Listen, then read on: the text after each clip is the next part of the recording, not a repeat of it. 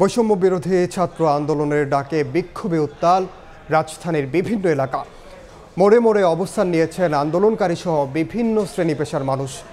কর্মসূচির সবশেষ খবর জানাতে এই মুহূর্তে কেন্দ্রীয় শহীদ মিনারে আছেন সহকর্মী আতাউর কাউসার এবং রাজধানীর শাহবাগে আছেন রিপোর্টার রাইদুল ইসলাম শুভ। সরাসরি প্রথমে যাচ্ছি কাউসারের কাছে।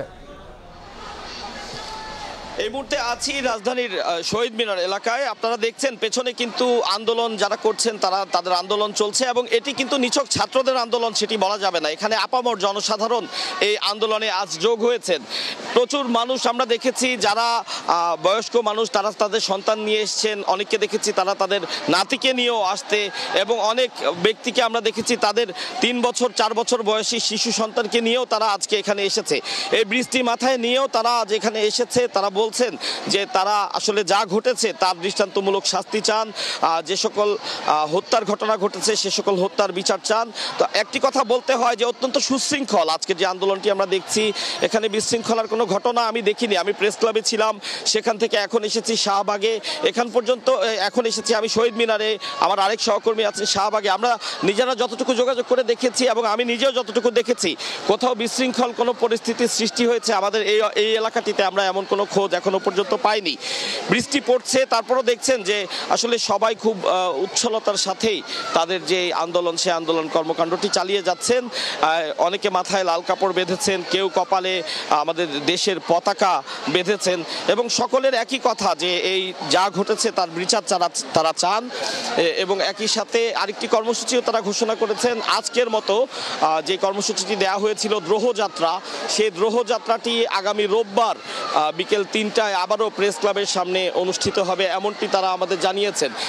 তো আমরা প্রেস ক্লাবে থাকতে যতটুকু দেখেছি,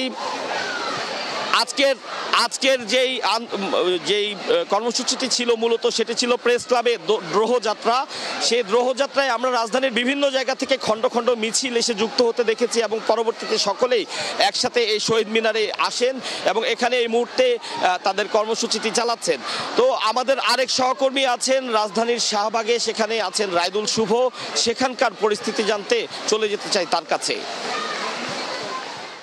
বৈষম্য বিরোধী ছাত্র আন্দোলনের পূর্ব ঘোষিত কর্মসূচি আছে যেটি ছিল আর কি, আমরা দেখতে পেয়েছি যে জুম্মার নামাজের পর থেকে সায়েন্স ল্যাব এলাকায় কিন্তু যেই শিক্ষার্থীরা রয়েছেন সেই শিক্ষার্থীরা একে একে নামাজের পর থেকে জড়ো হতে শুরু করেন, এবং তারপরে তাদের যে কর্মসূচি, তাদের যে দাবি সেগুলো উপস্থাপন করে স্লোগান দিতে থাকেন, এবং সায়েন্স ল্যাব এলাকার যে চারিপাশ রয়েছে সেটি দিয়ে তারা পদক্ষিণ করেন, এবং তাদের যে 9 দফা দাবি সেগুলো আসলে বারবার আসলে উপস্থাপন করছেন এবং স্লোগানের মাধ্যমে দিয়ে প্রকাশ করছেন। যেহেতু তাদের যে সহপাঠী সহকর্মীরা মারা গিয়েছেন, তাদের যে সুষ্ঠু যে বিচার যেন হয় সেই বিষয়টি আসলে বারবার করে দাবি করছেন। এবং আমরা দেখতে পেয়েছি যে সেখানকার আইন শৃঙ্খলা পরিস্থিতি বা এখানে আইন শৃঙ্খলা যদি পরিস্থিতির কথা বলতে যাই, এই মুহূর্তে শাহবাগে কিন্তু অবস্থান করছে সায়েন্স ল্যাব থেকে অল্প কিছুক্ষণ আগেই কিন্তু এই যে শিক্ষার্থীদের যে মিছিলটি সেটি এই শাহবাগ মোড়ে এসে জমায়েত হয়, এবং এই জমায়েতের পরেই কিন্তু তারা তাদের স্লোগান, তাদের যে দাবিগুলো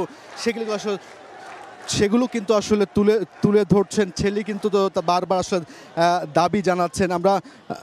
আমরা যে বিষয়টি দেখতে পেয়েছি যে দুপুরের পর থেকে সায়েন্স ল্যাব মোড়ে তাদের যে কর্মসূচি সেটি শেষ করে তারা সেই সায়েন্স ল্যাব মোড়ে বিভিন্ন সড়ক প্রদক্ষিণ করে এখন তারা অবস্থান করছে এই শাহবাগ মোড়টিতে, এবং শাহবাগ মোড়টিতে তাদের যে দাবিগুলো রয়েছে, তাদের যে 9 দফা দাবি সেগুলো উপস্থাপন করছেন।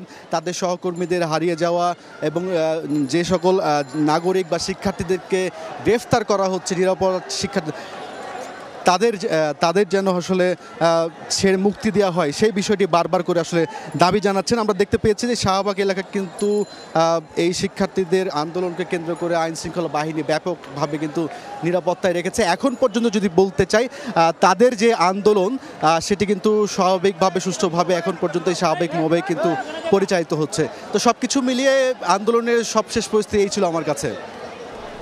সরাসরি যুক্ত ছিলাম রাজধানীর শাহবাগ এবং কেন্দ্রীয় শহীদ মিনারে।